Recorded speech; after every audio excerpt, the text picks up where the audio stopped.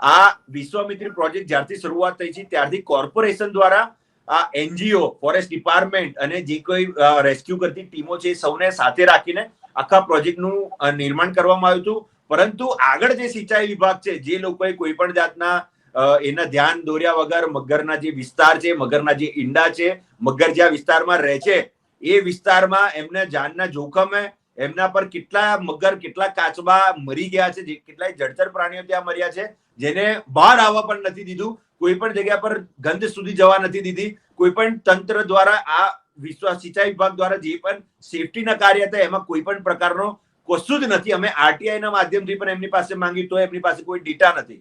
પરંતુ આ સંપૂર્ણ વિગત કોર્પોરેશન દ્વારા રાખવામાં આવી છે. કોર્પોરેશને જે રીતે જે મગર મરી ગયું કે કાચબો મરી ગયો તો તેની જાણ પણ મીડિયાના માધ્યમથી આખા શહેરને કરી છે. એની પણ સંપૂર્ણ વિગતો ફોરેસ્ટ ડિપાર્ટમેન્ટને જોડે રાખીને કરાઈ છે. પરંતુ સિંચાઈ વિભાગે આવું કશું પણ નથી કર્યું. સિંચાઈ વિભાગે તદ્દન તકલાદી કામ, કરોડો રૂપિયાનો સ્વાહા કર્યું છે.